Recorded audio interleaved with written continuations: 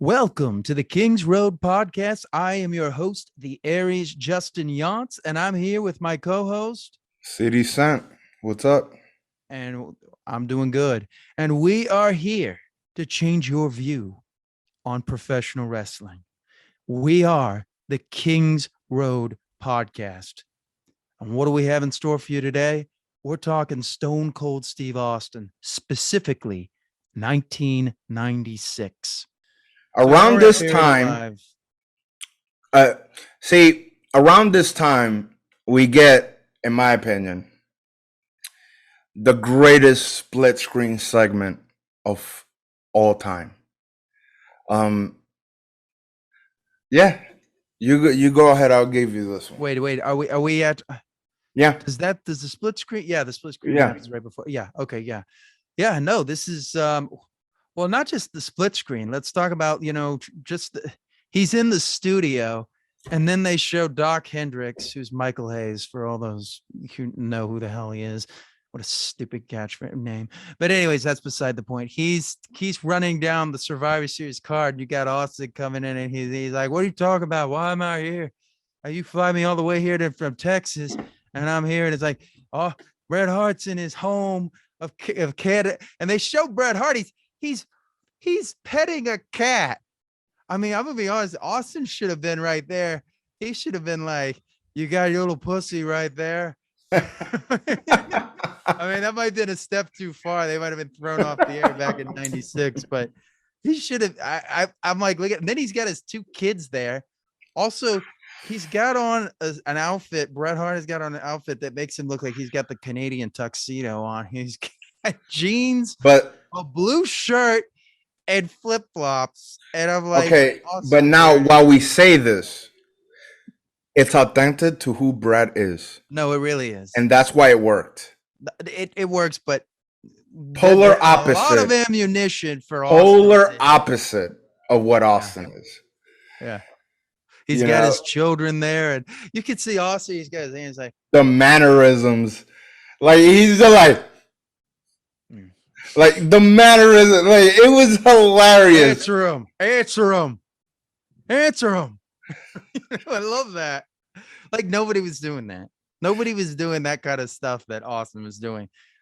You have to watch if you guys never watched the split segment, you have to watch it. It's hard to do it justice because there's so much that you have to visually see. The mannerisms that Austin does as Bret Hart is talking. There is never a moment where Austin isn't reacting to Bret Hart, which is extremely important in a split screen segment. He is reacting to everything Bret does. And when he's talking, you see Bret's face like October 28th, 1996 is the episode we're talking about. And it's just also we forgot to talk about when Bret comes back, because we hinted at it. Brian Pillman, sees him, when Bret says, "I'm coming back," Austin does the little turnaround as we talked about and just looks at him. And what happens on the next Superstars? We get the term Pillmanized because Austin Pillmanizes Pillman. He puts the chair and breaks his leg. And the way let's focus on the split screen segment a little bit more. I know, but we jumped before that, So that happens. So the October 28, 1996 episode is what we're doing with the split screen. And it's just amazing. I mean, here's what I like about it, right? It's real. Austin reacts to everything Bret does, but more importantly, Bret supports Austin in a very important thing. At this time, Austin is saying that he's the best wrestler in the world and that he's the best there is, the best there was, and the best there ever will be. And he is literally calling himself the best in the world. This is a theme that we would see in wrestling nowadays with Punk and Danielson. But the way Austin would say it, he's like, "There ain't nobody gonna tell me I ain't the best wrestler in the world." Like he wouldn't say it like Punk would say, like the best in the world. Well, no, because Punk is somebody different, and that's what makes Punk great. He does his thing because he's different. this is the thing. Like when we sometimes talk about, man, this guy needs to act more like Austin. We're not saying he needs to copy Austin. Yeah, that's shark He boy. needs to copy the psychology of what Austin does. And just getting back to Russo for a minute, he pushed Shark Boy to do that stupid crap where he would just rip off Stone Cold, and I Because it's hated what it. he knows. I It's know, the but I only don't thing want to that ever see it. worked for him. It made them look so low rent. I don't even have it Everything on that the they show. did was low rent. No, It's it was, TNA. yeah, you're right. TNA is literally, if you check in the dictionary for TNA, it will say low rent. It's right next to the Dumont Network. But another thing great is he's saying he's the best wrestler in the world, and Bret says, that's why I want to wrestle you. Because you are the best wrestler in the world. And let's not forget, when Bret comes back, he puts over Austin, saying, I want to wrestle the guy who I think is the best wrestler in the world. They didn't have to say that. If this was Shawn, he never would have done that.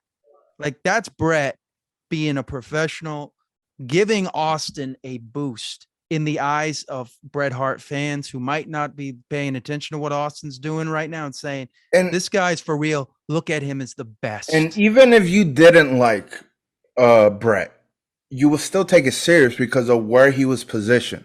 Exactly. It's no different than even if you don't like John Cena. You were like, wow, when Brock just squashed him at SummerSlam. Yeah.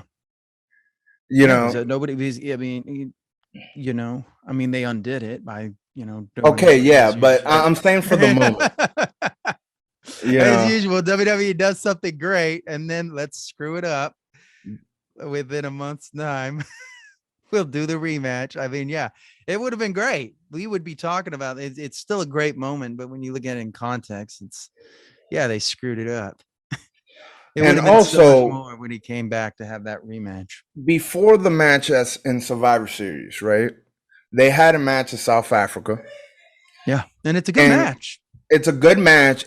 One little key that I noticed when he fought Bret in the South Africa match, he didn't beat him with the sharpshooter. No, but the way he sold for Bret was a little different in Survivor Series compared to the Africa match because well, he was more oversold. He oversold. Match. And I also noticed the opening of both matches are kind of similar. And one difference was that when Bret Hart would push him, when he's in the corner and he'd push him, in South Africa, he would actually sell it and do a back bump.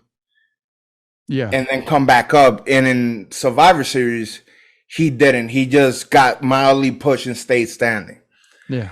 I don't know if that was Bret telling him, from Madison Square Garden, I want you to look a little stronger. Knowing Bret and how much detail goes into his matches, I'm sure Bret went over the match and was like, because both matches, we're jumping ahead here again, but he doesn't beat him with the sharpshooter.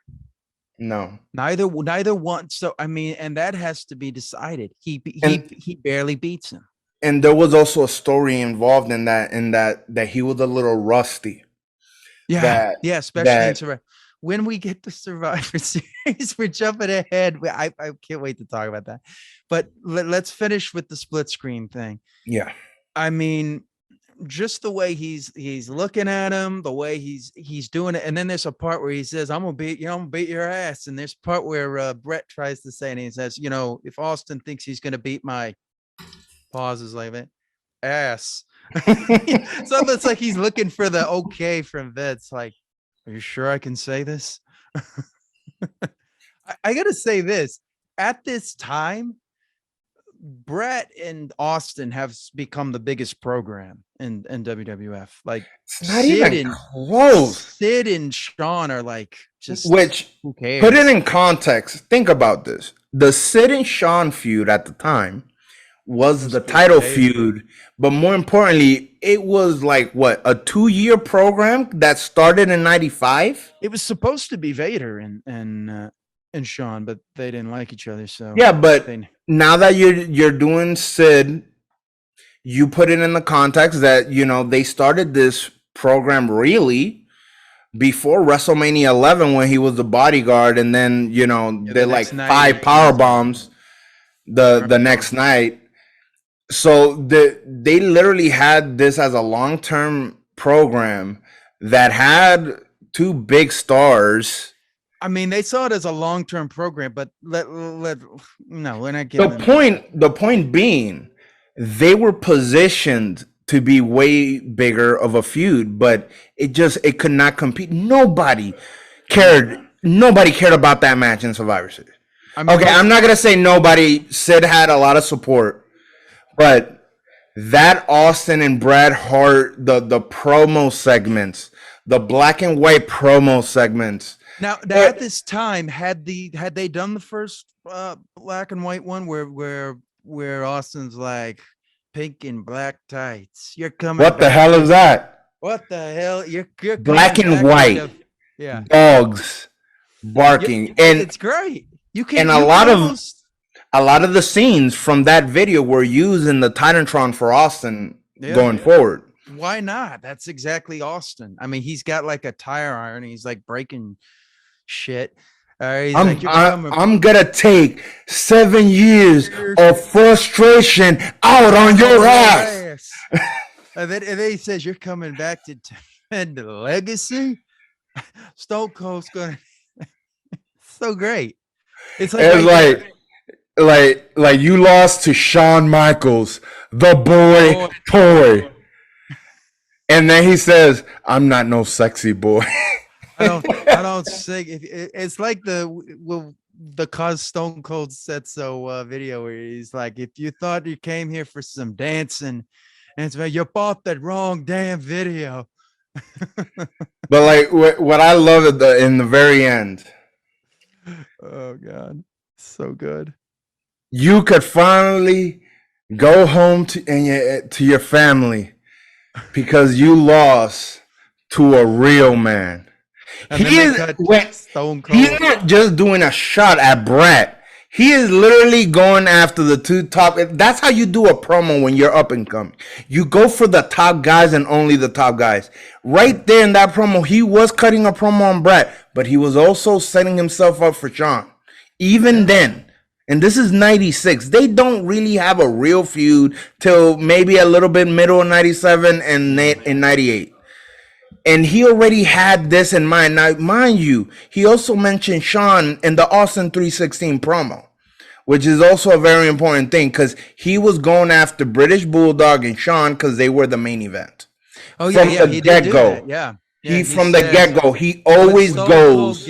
When Stone Cold gets the shot, you're looking at the next WWF champ, and he says, on the list. The bottom line. Because you're all on the list, and that's Stone Cold's list. And that's Stone Cold's list, and I'm fixing to run through every one of you. Now tell me what promo you remember from last week. Tell me what promo you remember from wrestling last week. Exactly. That tells you everything. And we still know the promo that was 20-something years ago? Well, wait, 20, let's try and remember. Yeah, oh my God, we're so old. Oh, can we remember that? Can we remember Jesus? Let me see if I can remember the Eddie Kingston. Bro, that's 25 years ago.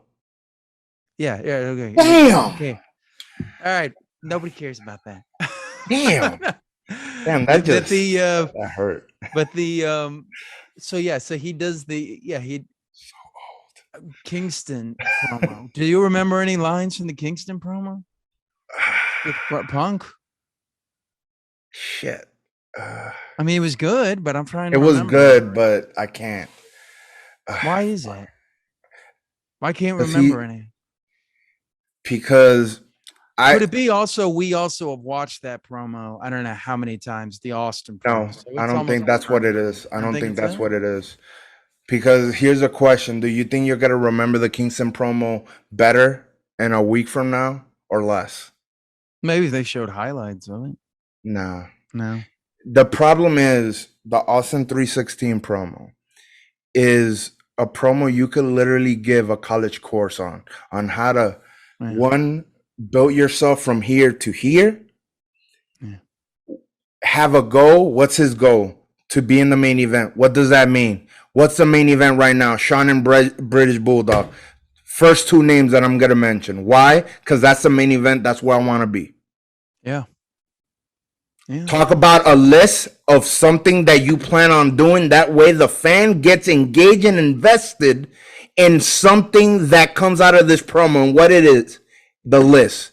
What does that mean? That guy's got to go after this guy and after this guy sooner or later, and I'm invested to see it happen. And you bring that guy out. You bring that guy out. And you bring that guy out on the next week's Raw with no entrance. That's what I'm saying. It's so see, right, and so that's why CM Punk is another guy. Like the Punk promo in the first dance, you could do a similar kind of class because he does the same thing. But he do you picks, remember? Okay, I want this guy. Boom. Okay, we're gonna target this guy. But can you quote verbatim anything in that promo? I can't really remember anything in that one either.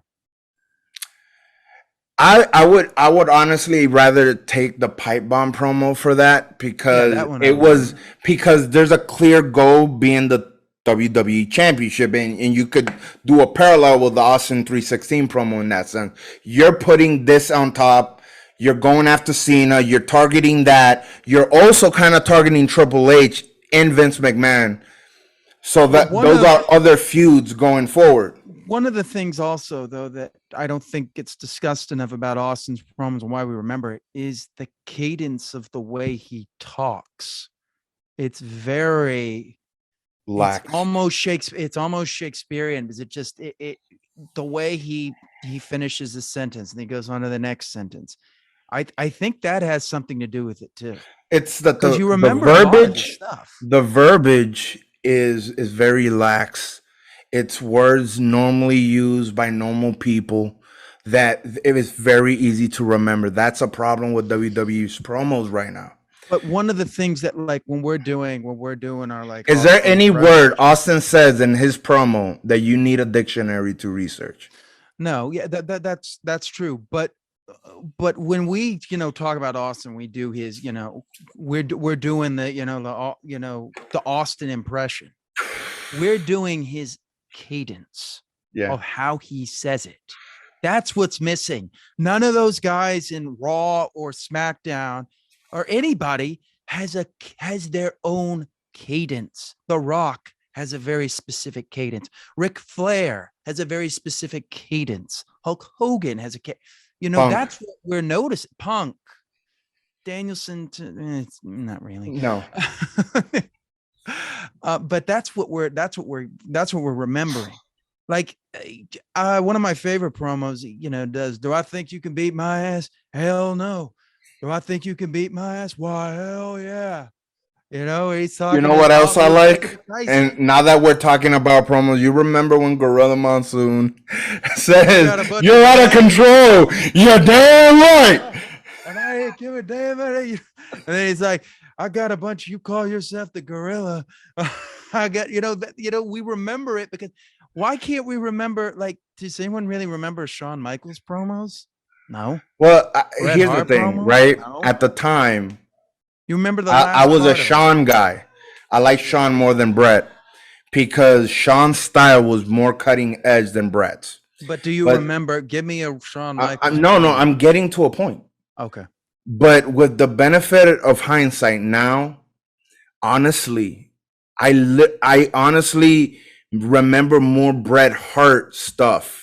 And definitely matches, but even promos, mainly because I associate them with Austin, and that's really what I remember. But the point is, I don't remember no Shawn. Well, I remember one Shawn and Austin promo in '98, which we will talk about, and that will probably be an episode, one of my favorite Austin segments of all time. And is another thing. The confrontation. Yes. Right? Okay, we'll get to that. To me, that's how Hangman Page needs to act. Don't give away the gold. No. But see, that's what my promo is doing. I'm giving you things to look forward to. Yes. We're going to talk about this. We're going to talk about that. We're going to get more in depth with this, and that'll come in due time. But that's something that needs to be restated. I think that's something that is not gotten talked about enough about a top guy is they each have their own cadence that you can replicate. Ricky Steamboat, he sucked on promos. What was his cadence? Well, see, here's Nothing. the thing. He did not suck on promos. He was effective with what he tried to do. He Okay, he was was a effective. baby face, and his promos got over as a Yeah, they baby. got over, but they're not. That's literally the whole point of a promo is to get over. This is something that Dave talks about that with me watching like Bruno Sammartino promos and whatnot. I have to agree. Yeah. I watch a Bruno promo and I'm like, God, this is some white meat bullshit. And the same thing with Ricky Steamboat, but it got over. So it got over, but Bruno, it's like Bret Hart. Bruno, once again, he has a certain way of speaking that you remember. And it translated well in that era. But sometimes we have to remember, sometimes promos don't work if you watch it from a different era. I would say that is especially true with some 80s promos and definitely anything in the 70s and 60s. Well, look at Hogan. You know, Hogan's promos were over because he has his specific cadence. Look at Arnold Schwarzenegger and Sylvester Stallone. They have a certain way of speaking. Also intensity. Hogan had a lot of intensity in his promos. And you know, we could say what we want about Sid and Ultimate Warrior, about their promos never making any sense and whatever, but it had a lot of intensity and it got over. Yeah, you can. Well, you can do it. Sid Vicious. Oh my God, Sid Vicious is literally it. He's literally saying nonsense. I don't even understand what the fuck this motherfucker is trying to say. I know, like Sid will be like, I don't know what I don't know. But you see the sweat. You see the sweat. Yeah. You see, this guy looks like he's about to kill somebody. There's something unique that you can grasp onto because only he's doing it. And I think that's what I'm trying to say is that the top guys have something about them that no one else can do except for them. Well, that's what makes you a star, because if somebody else is doing it, then you're not unique. You don't stand out.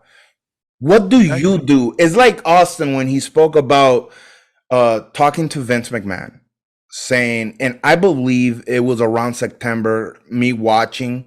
I think it was around that timeline. I think you said the same thing. 96 we're talking about? Yeah. Okay. That the conversation where he's saying, you got the Undertaker here, he's 7 feet. And you're cutting my promo time. You got to give me what I do best. I'm not 7 feet. Let me talk. Let me get myself over. Yeah. I think it might have been even before that. I'm starting to think it might have been even in maybe even July. Maybe right after the King of the Ring. But the point is, he knew what he can do that nobody else can do wasn't in his presentation, his angles, and his promo ability. This is intensity. He knew, yes, but you can't do that if you're just doing matches all the time. No, there's only so much you can get over in match quality alone. And that's why I feel like when you see the superstar stuff and he grabs the mic and he's just like, "Hey, wait, I'm gonna put it to you like this, son. I'm gonna put it to you like this, right? Danielson is one of the greatest wrestlers in the world, if not the greatest. Yeah. When did he start getting over? When he had the yes. That yes, no hug thing with Kane. Yeah. When he started talking. Despite him never having a reputation as being a talker. He was already a great wrestler by 2004, 2003. He wasn't bad in ROH when he was, the champion. He was not in the level that you needed to be a top talker in WWE. He's not like the greatest talker, but he's a really good talker now compared to. He has his moments. He's a really good talker to what he does. When he did the vegan thing with the belt and stuff, yeah, those were some of his best promos. Yeah, I thought. And they don't play them or do anything with them.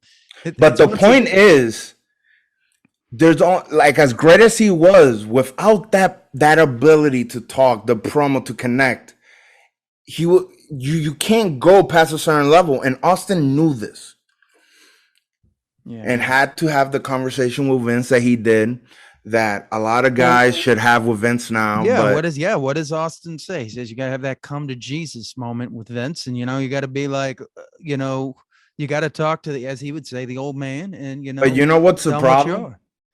The Zack problem Ryder is, never did that. And he yeah, says but that in his promos, or in some of his interviews. He said, the biggest mistake I made was not having a relationship with Vince in any way. And that's but because they're guess all what? scared of him. But guess what? Bray Wyatt had a relationship with Vince. Yeah, no, it doesn't always work out. Let's And now they talk fair. about having attitude issues. Why? Because he had that come to Jesus moment, and Vince didn't like it. That's the problem. That the guys that do have that meeting doesn't always go the right way, and then you get this problematic Wyatt attachment to it. reminds me a lot of the character that in the Prestige Borden, where he's got things thought up so well. And so, he's so articulate and figured out exactly how he wants his character to be perceived. And then he's got this company that just completely takes everything down a notch. It's like he's got it all figured out. And he made two characters. I thought he was done after Bray Wyatt. He reinvented himself and made himself once again another top guy, and they screwed that up too. That tells me that guy is good. As most guys barely would get a chance at that. Anyways, that has nothing to do with Austin. Let's move on to the gun angle. Let's talk about the gun.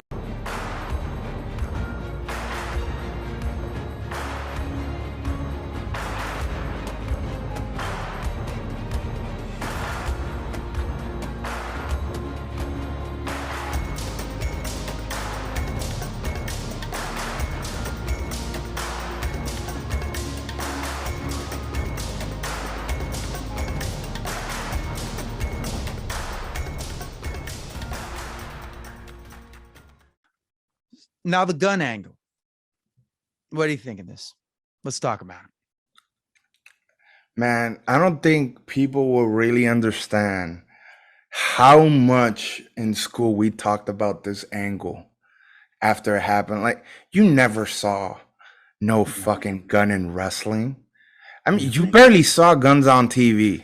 But the way he pulls it out, he's like, I'm gonna get this Glock here, and I'm gonna he pulls it it's out. the fact that he fucking pulled that out and loaded it. Like, that's what really. And it didn't look like a fake gun. It was not a real gun. This is the difference between Brian Pillman Jr. and Brian Pillman. Brian Pillman Jr. would have a BB gun. Who? Brian Pillman had a real Glock, Arn Anderson style. Although now he's done an interview and he says he's never carried a Glock. I'm gonna have to see next time I see him working out. I'm gonna be like, you got the Glock on you? Do you believe that though? No, I think he's trying to save face. Yeah. Oh yeah, I believe. Come on, bro. There's a reason you were called the enforcer. Yeah, there's no reason. It wasn't for your conversationalist abilities. Jim Cornette had a gun on him when he would travel. I mean, come on. Come on, man. Come on.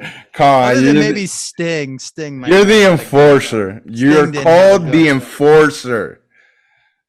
I don't think Flair had the enforcer, so he didn't need Yeah, that's my point. Who you thought was carrying Flair's gun? He's got two. He's got two Glocks. Anyways, just the way though they shot it and the way and then him beating up the two jobber guys who look like such pathetic pieces of crap. Also, he's got an ECW Pillman shirt on as he's beating him up. I noticed that when Austin does the invasion, he's got an ECW Pillman shirt on as he's beating the shit out of them, and he's throwing him in the pool and everything. And they look, and the way he beat them up, it looked like a fight. in some ways. You It know, was it was great. it The, reminded me of the like Sonny and Godfather, except for you that's know more what of I a liked about it too? Like, okay, so they cut in, and when Austin is breaking in, he breaks the glass. and you hear her Boom. screaming. It was great. But here's the thing, man. Brian Pillman has such commitment. Like, you really think he might? Like, there's no way. A few, because I remember, I believe cops actually thought it was real, and they started going over there and whatever. Like, think about this. Yeah. You there's a section of wrestlers, not fans, wrestlers, that thought there's a good chance he might actually shoot Austin just to prove a point, because that's how Brian was. Yeah.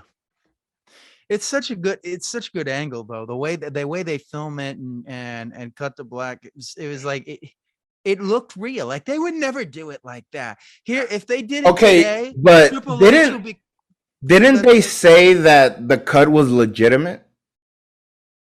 I don't know, was it? I thought they said that USA actually cut it. It doesn't look like that. That looks like a cut that was on their end. Is it just because I'm the sound effect and everything that's coming from the audio of them? If it was USA, they would cut to black. They're not going to cut to another sound. So I don't believe that, you know, I bet USA could have called them and been like, you better, you know, do something Maybe. about this. They could have done something like that, but it looks like it was post-produced. Okay. And plus you know, it looks like it's a tape. It wasn't really fucking live. They did that at, you know, at a house and filmed it and made it look like it was live, like they do a lot of it. But let's be honest, if they did that today, you would have like, it would be like the Triple H when he invaded Randy Orton's home. They would have like 1 million people, that they'd have cameramen that you would see on camera. I mean, Nobody that's what they were trying to do. They were trying to do Austin and Pillman and failed. Yeah, it sucked. It did not look real. They It looked failed. fake. It was comedy. I It failed. failed like Jack Swagger. I failed. We got to find that drop. I failed. I failed. Oh god, that was so bad. I remember that was actually, that had a nice good start to it. And then they did that and I was like, what the hell is this? This is fake. Also the way because they had such shitty cameras then, WWE, you know, WWF at the time, it made it look real. It looked like an episode of like Cops or something. The way they did it, and just the screaming of Melanie, like that sounded like real screaming. It didn't sound Methany. Methany. There you go. Life was not kind to her. Jesus, man. If there was ever an advertisement to stay away from meth, just see a before and after picture. I mean, she looked really nice, and then you see her now, and I'm like, oh my god. It's literally like a ghoul took her soul. Ghoulies. Jesus, like, yeah. Oh my god. Cool. It really does. Anyways, so the next week though, they don't mention it at all, and they've got to get to Bret Hart anyways. But there's like, they only got 2 weeks till, no, I think it's like another week, and they're at Bret. Yeah, they're in the match. Kind of why I don't know why I mean, he's in the middle of the Bret Hart segment. It's like, why are we doing Pillman right now? Wait till after. He doesn't do anything afterwards, anyways. But at that time, they just wanted to find a way to beat WCW. They were so desperate that they were like, oh, let's throw out a gun thing. But the way they did it, it looked real. And the way they would do it today, it would never look real. Actually, if they did it today, they would cut to 1 million different angles. Like they cut to an angle that no one would ever, like the gun would look super fake. Like when they did the thing where Braun Strowman rose from the dead of the garbage truck, and they're cutting to inside the limo, or that like if you couldn't be any faker. Or how about the one where Teddy Long is in the limo and Taker's in there? Hello, Teddy. And then you see his face, like, yeah, he says, yeah. And then we see multiple camera angles inside the limo of it swarming with smoke. It's like, that doesn't make any goddamn sense. So fake. It's so bad. And his reaction was so fake. And I'm like, that's post-produced. And that's what you went with. Like, they could have done a million other things and they went with that. That would be like if they did, Austin when he, knocked the car off of with Triple H. If they cut to inside the limo with Triple H or something like that, or they cut to like, actually, no, they couldn't do that because then it would reveal it was fake. You know what's another thing that I liked about the Bret and Austin match is something they used to do a lot back then. The semi-main event would be a number one contenders match for the title. Yeah. And I love Austin in that promo. Yeah. All right. So let's get to Survivor Series. Wait, do we have anything else to? Nope. What else did he? Okay. He does that match and then he goes into the locker room and he's like threatening to go in there. And you hear Vince like, go in there. He's like, you'd like me to do that, huh? You'd like me to go in there. You know what? You're going to have to pay to see Stone Cold Steve Austin in there. Which is great. That's a great heel line. What a heel. Like, no, because you're a greedy little promoter. You're going to pay. You're going to have to pay to see Stone Cold in there. So then, all right. So now we're at Survivor Series 96. And at the end, they say, Stone Cold, what do you think about the stipulations? Like, I don't really give a damn about no stipulations. All I know is I promised to give Bret Hart make his life a living hell, and he, I love that entranceway in MSG with the, the short entranceway where they come out where the basketball guys would come through. Yeah. It gave it such a different look. You always knew that was an MSG show. Always knew it because they would make like a nice little set to complement the small alleyway. Except for 20, they decided to go full out and do a huge set. But I always think of SummerSlam 98. I think Royal Rumble. This 96, Royal Rumble 2000 with the car on the back. Yeah. Of it and everything. The highway to hell. SummerSlam. Highway to hell. That was the gate. It's like and the glass thing. In my opinion, the greatest Austin entrance. I love that. The problem was they were like so pressed for time. Like before Undertaker comes out, you can hear them going, "Go, we gotta get in there." They couldn't even do a video package. They didn't have time. Whereas nowadays they would probably cut the match and do it's Taker, but it's Taker and Austin. They ain't gonna. That's because Triple H and The Rock went over. Yeah, they told him that they told him you need to go home, and they just looked at him like, "Fuck you, we're not doing it." It's a different era. Era. Well, then they couldn't go over. Nowadays you just ask for more time and you'd be fine. So, what you thought of the match? I think this match is great. And one of my favorite spots in it is when Austin hits the superplex on there off the top. Mm-hmm. And instead of going for the cover, they both can't get up. So they both bring their legs up to try and cover the other guy. And I was like, that's great. That's a spot people should be doing because it makes sense. They can't get up to do to actually cover him, but it can do that. Also, I love when he's like punching Austin into the guardrail. It's almost shades of what's going to happen in WrestleMania 13. And Bret and Austin, their punches and everything are so crisp.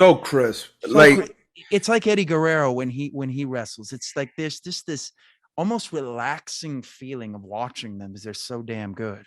See, I would say the opposite. Really? When I watch Austin, is not relaxing. It's the anxiety I get of watching a real fight. I was just watching UFC on MSG this Saturday, and it's that same feeling. You're glued to the screen. You feel that there's an intensity of a real fight happening, and that puts you and commits you even more to the match.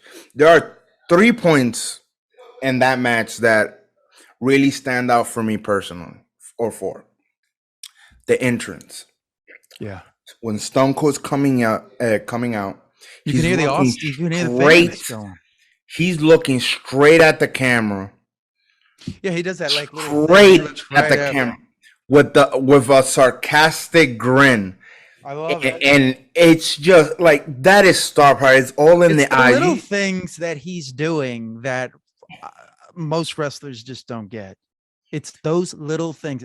Kenny Omega needs to like study that You know, because like when he goes Austin, out, there's nothing. It's you know what's funny? Austin always says that when you're a star, the cameras will find you. You shouldn't be looking for the camera. yeah. But That's this what is they an told Bruce occasion. Stern. And when he Yeah. did Nebraska, they said, "Don't try and find the cameras. Let the cameras find you." And that is so true. But here you could see this is he's not a star yet. He is trying, like by him piercing through the screen, he is really trying to tell you, I am not some jobber that's fighting Bret Hart, losing in a 5 minute match, and then you'll never hear about me again. This is 20, just the beginning. 20 Yeah, minutes. this is just the beginning. And they had a long match. And He's so good. and then it goes to my second part, the face off. When was the last time you ever heard of a semi-main event having like a 2 minute face off? Only WrestleMania main events at that point had those kind of face offs. Oh, you mean at that time period? Yes. Yeah. At that time, only WrestleMania main events had that kind of face off. I And think what ECW did Taz and Sabu. They oh, did that's different. That's different. Okay. Oh, okay, different company. Okay, yeah. Different company This and different company, psychology yes. because the psychology I have to imagine, because you know that has to be a Bret idea. He believes that there's something here. He doesn't do that with just anybody. Who else he's done that with? Yokozuna, Look, Owen Hart. You can already see what he didn't beat him with the sharpshooter in That goes into my other point. The other spot, right? The gimmick, he kept getting out of the sharpshooter. Yeah, I like that.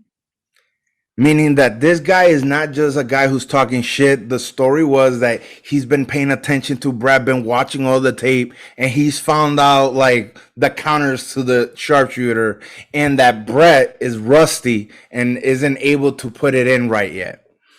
You know, which is so great because it protected him. And getting that, what a clever finish. He uses the $1 million dream, a move he stopped using.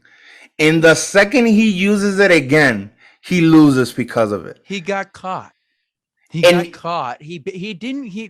barely beat him. And I like that story that he told him.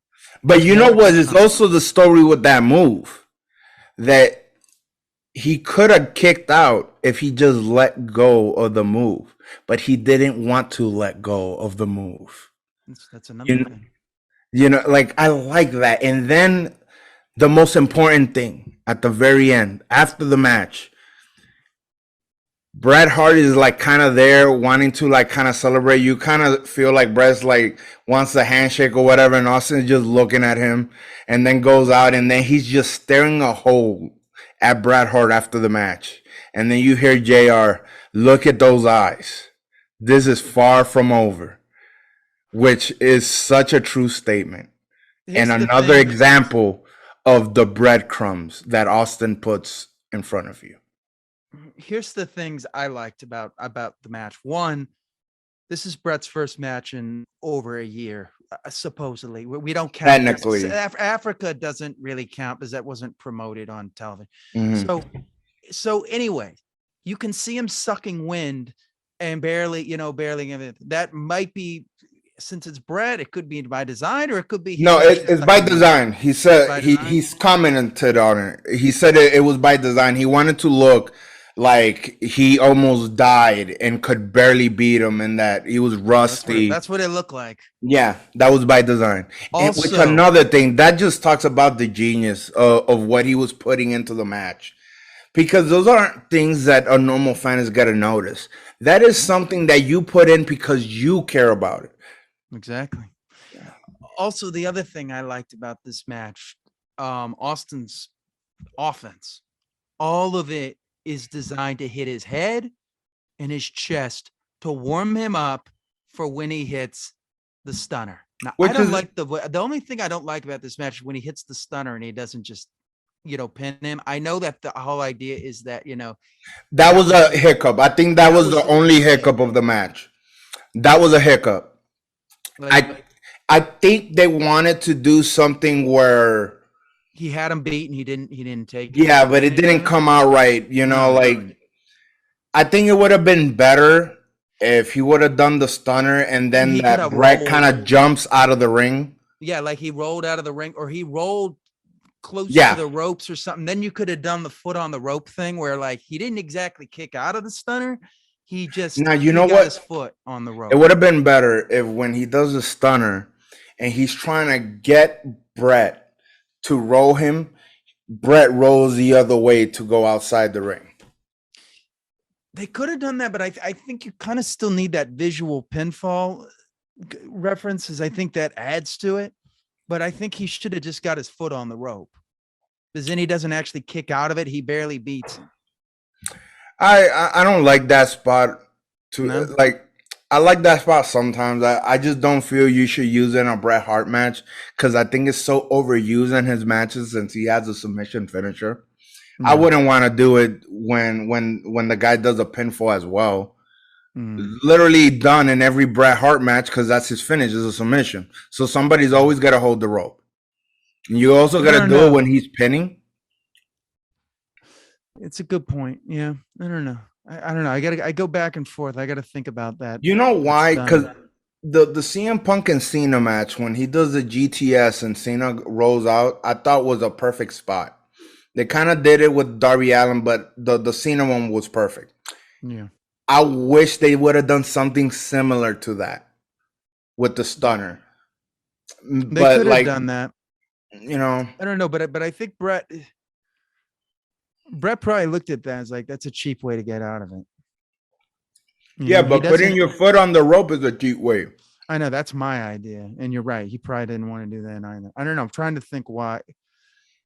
I mean, it's not too bad, because he did have him beat. He just didn't pin him. He just didn't get the pinfall. He dragged him to the middle of the rope instead of just turning him over. What would have been Yeah, interesting. it didn't feel right. There was a hiccup there. I might have to listen to the podcast where they talk about that match. I don't even remember them ever mentioning that spot. No, I think it was the Edge and Christian podcast. They had Austin and Bret on to talk about the match Oh, really? and discuss it. It might have been 13, but I think they did that one as well. I want That to was see one it of the now. cool things they did. They were doing interesting. Anyways, I think this match is great. It told the story it needed to tell, and it And, just and it it wasn't a elevated Austin. definitive match. It was a great way to start a feud. It Which elevated is Austin. funny. Isn't that funny? Because they weren't even supposed to have the match at WrestleMania 13, but this match obviously was building for a rematch. Well, I think what was going to happen because Bret was always going to beat. Did you ever hear about what Bret said the plan was he was going to do? He wanted Shawn in the 13 is he was going to break his ankle and then put him in the sharpshooter. That was how he was going to beat Shawn. So I think he was kind of going heel no matter what. And he was the guy he was going to work with was Austin. So he's splitting up the thing to go to Austin the next pay-per-view because I think they were going to probably still wrestle all throughout the thing. But then they did the change. Shawn didn't want to do the match. So then we had Taker and Sid, and then we got Austin and Bret, and they came up with the idea of the double turn, which was brilliant. The greatest set of accidents. But we'll that could have talk happened. about that in 97. All right. So let's talk. So anything else to say about this great match at 96? I think this elevates Austin. It definitely elevates Austin. It's a great way to start a feud. It didn't. One very important thing when you're starting a long feud, the first match shouldn't use finishers. I really believe that. And if you do, only one guy uses it, and it's to win the match, and that's it. But honestly, I think it's better when you start this way, but not the WWE bullshit 17-minute match and then like a cheap finish at the end. This was not a cheap finish. This was being outsmarted. This was the veteran doing a veteran move and the guy coming up doing a mistake. He could have kicked out by letting the hold go, but he hated Bret Hart so fucking much that he couldn't be logical for 3 seconds. Yeah. He had to keep the hold in. The only thing that I think would have been interesting about this feud is I think they should have explained a little bit more of why he hates Bret Hart.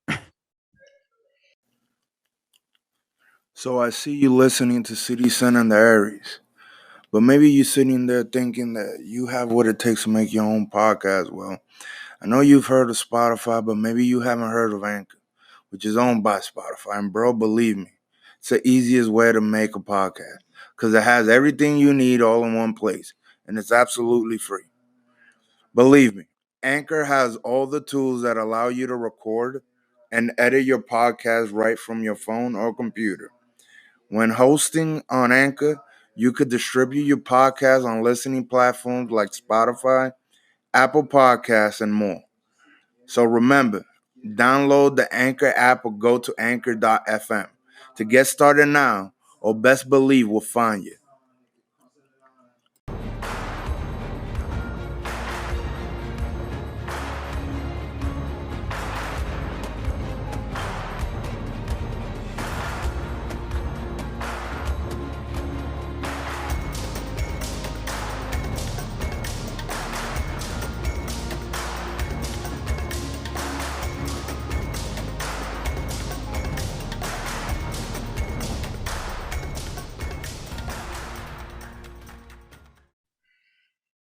About Do you think that, they should have explained why Austin hated Bret more?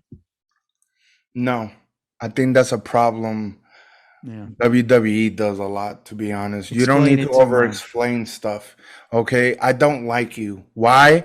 Because I'm here and I want to be over here and you're over here and I'm not. That's it. Good point. He said it. He's on the list. And that's Stone Cold's list. He was just starting to write through all of them. Oh, don't get started. And that's probably if it was Jericho, he would be like, yeah, he could have come out and he could have done Austin could have come out with a list. And I'm like, you know what I love too? The promo he cuts before the Survivor Series match. Like, yeah, we talked about it. Like the best there is, the best there was. Cliches are cliches, and an ass whooping is an ass whooping. Yeah, it's great. And that's why the New York audience doesn't really boo him. Oh, they're no. already taken to him.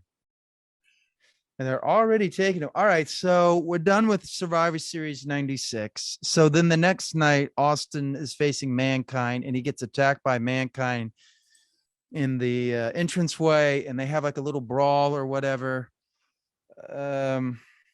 I don't know. At this point, it kind of feels like he's in a holding pattern. There's really not much to say about this.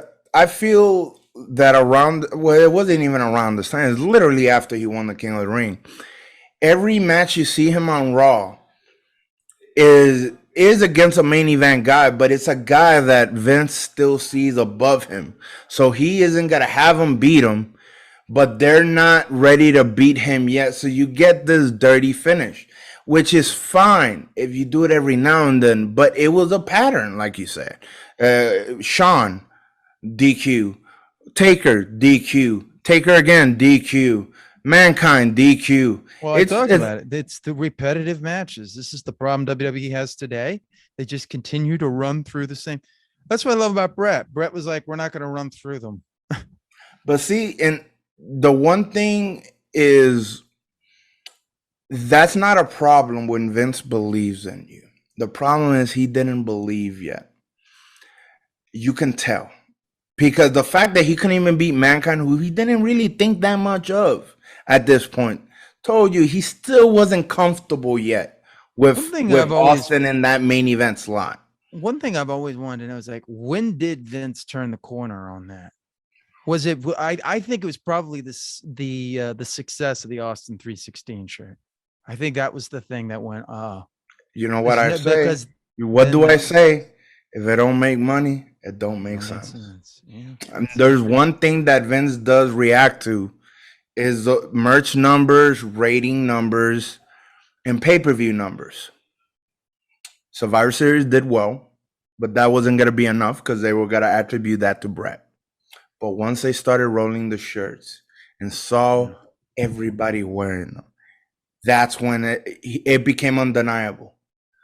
Let me say one more thing. How stupid is it that they actually brought out a guy to Razor Ramon's music and they expected fans to actually react like that was him?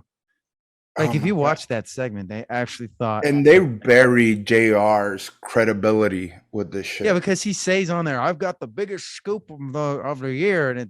And you can see the fan reaction as the fake Razor comes out. He's got this fake like that's not him.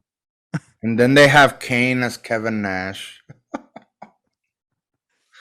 Oh my god! Oh my god! Lame. So bad. So lame. It's so frustrating seeing that shit because it's such an insult to your intelligence. Coming in, well, you're not gonna be a dentist anymore. You're gonna be Diesel. Think about it, man. You're gonna be Diesel. See, getting back to Austin, I think around the end of November, beginning of December, you could clearly see Austin's probably number 2, number 3 heel in the company at this point. He's clearly behind Sid and Mankind. Man, did they run through Taker and Mankind in '96? I feel like that match is on every single. Even after he beats him at Survivor Series, it's still like, well, we got to get back to Taker and I'm like, what? I don't remember them having so many fucking rematches in '96. But watching Jesus, it's the same God. Shit we see today. So bad, and literally the same finish over and over and over again. Yeah, and we're still in '96, right? Right after Survivor Series, they do another pay-per-view. In Your House, It's Time. Which is funny because that's Vader's catchphrase, but Vader wasn't even in the pay-per-view. He was supposed to be the guy that beat him at Survivor. You could see that's how he was supposed to beat him. But see, there's no reason to take that stupid thing. Stone Cold, right? Just semi-main evented Survivor Series in Madison Square Garden in your home territory, New York.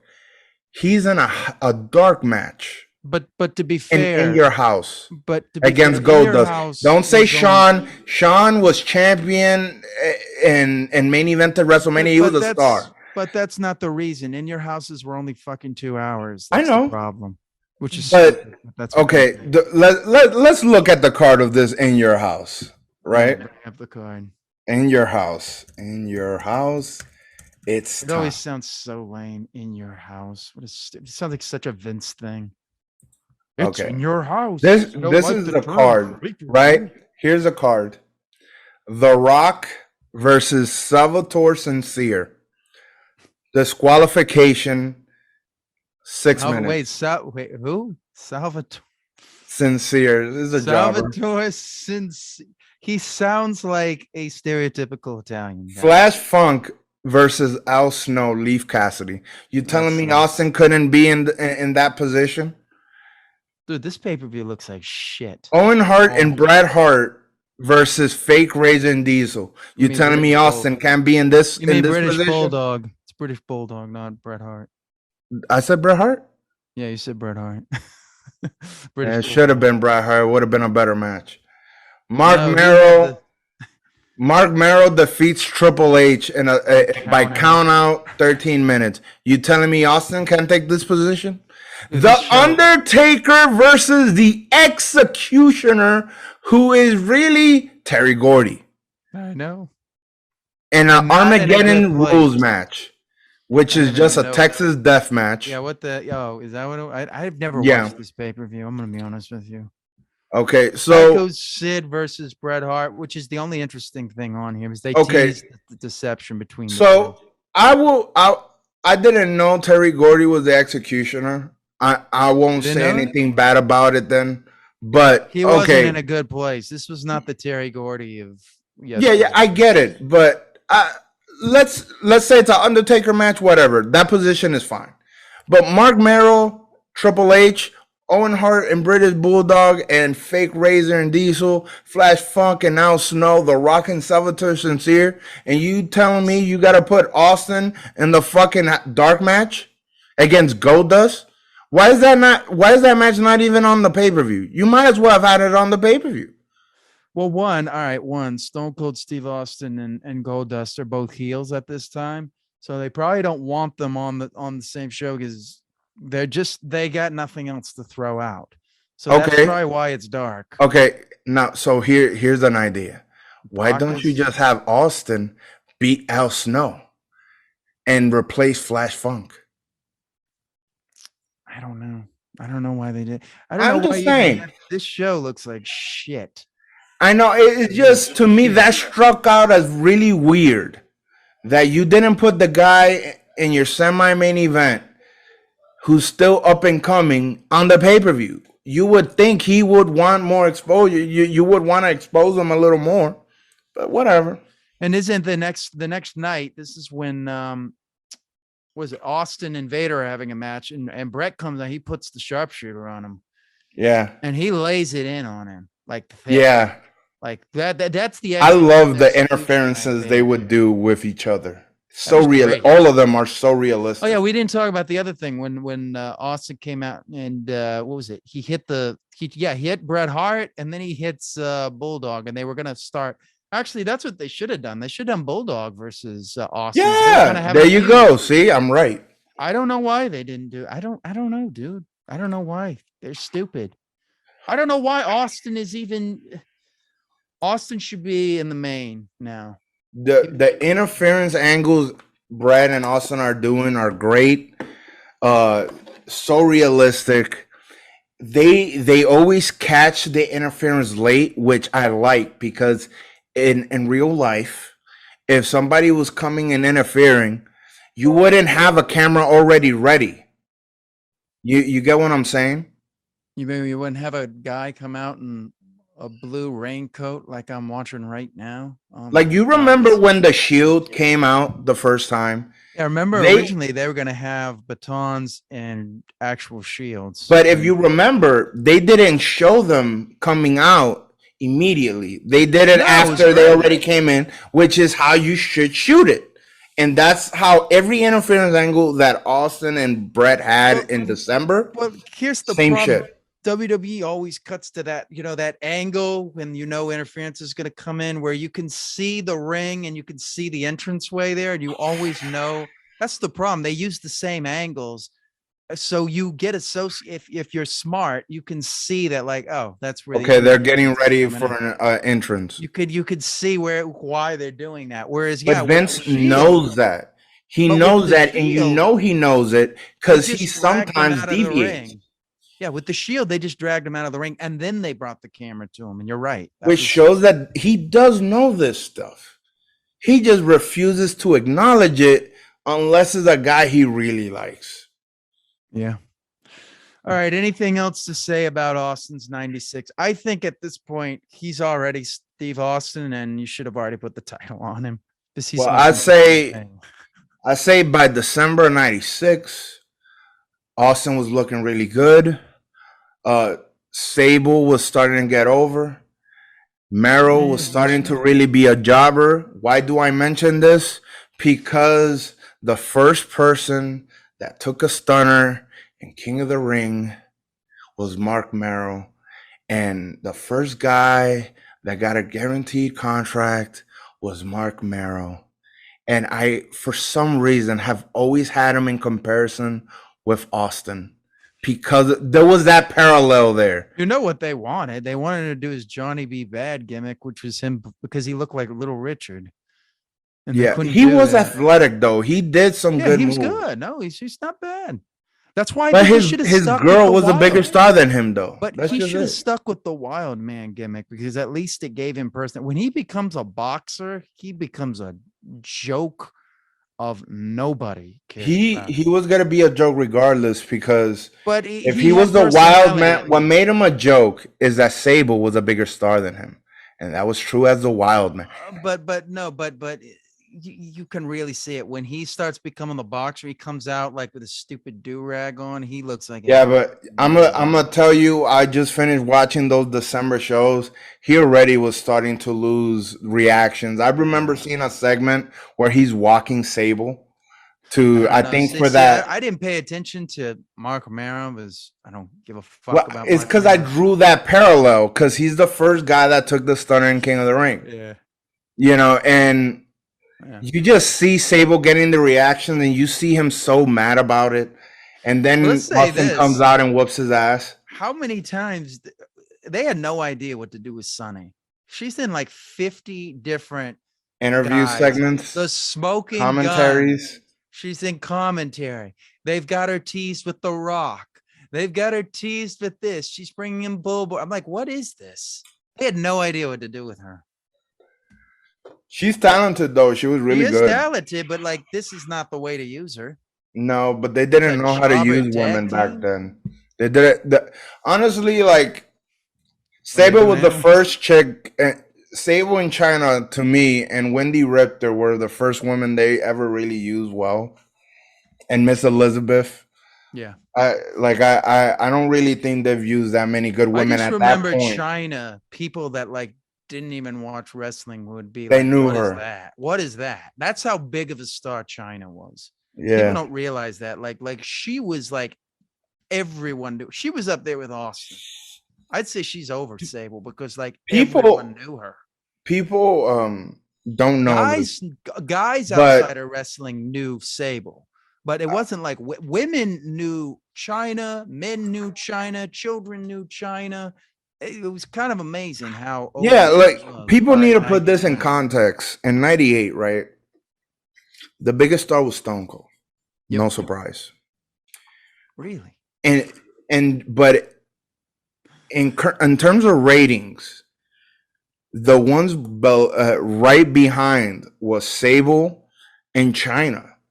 Yeah. And the only and that's how Triple H started to say, "Oh, he's a draw," because he was in segments with China, and he's like, "Yeah, look at me, I'm in these segments." No, it's because of China, Look and at it was this. because of China, My heater's getting more over than I am.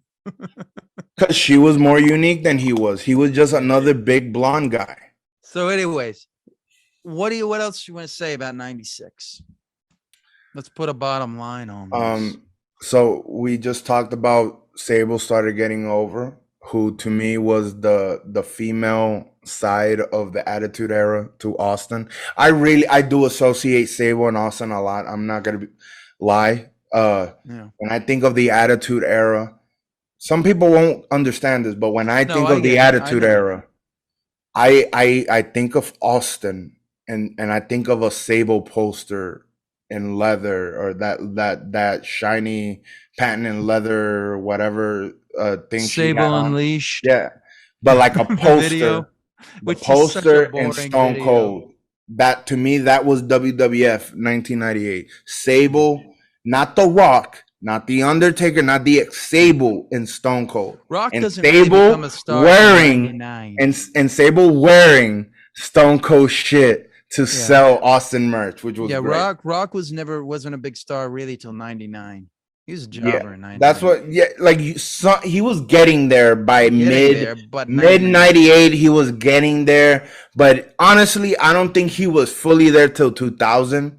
Yeah, I don't even think when he was main eventing and was a champion in 99. I don't think he found it yet. I think he found it during Mankind, the Rock and Sock connection. I think that's when he really like started to get really confident with those very long promos that they love to do. You're seeing a pattern here. This Rock and Sock. Hell no. It's kind of interesting that there's the problem is, right, that WWE likes to do these long 10-minute promo segments. and not everybody's going to be good at talking for 10 minutes. And The Rock was good, but it's hard to do The Rock stick at first the way he did it in these long ass interview segments. But with the I felt like with the Rock and Saw connection, he was really doing a lot of ad lib with Mick Foley, and because when he would do these back and forth with Austin, he always lost. Yeah, you know, but this was he was getting the reactions he wanted. I felt like he really improved. All right, you're giving the gold away. Stop that. We're going to talk about. We will talk about breadcrumbs. We will come to those. What do you? Let's put a bottom line on 96. Because we're going to 97 next. Yes, and that's the pivotal. I think the most pivotal point in, as they would say, the dawn of the Attitude Era. So by the end of 96, putting this in context again, Goldust gets probably the best pop he ever got by saying he wasn't queer. This is the era that we were in. Did he say, I'm not queer or I'm not gay? Yeah, I'm not queer. That was the exact word. I'm not queer. And it was such a huge pop. Like, it was hilarious. Was he in Texas? But going back to Bret after the Sid pay-per-view, the Sid match, and in conjunction with interferences from Austin, he's being advertised as more aggressive and showing more heelish tendencies. Like he beat Fake Razor in a December Raw by the sharpshooter, and he kept the move in like for 10 seconds, which is a very heel behavior. He's got till 5. And Shawn Michaels, the guy they had on top, was high as fuck. Yes. So now we're gonna go to 97 next time and show how Stone Cold single-handedly saved the company. So with that, let's say the new phrase: the truth shall set you free.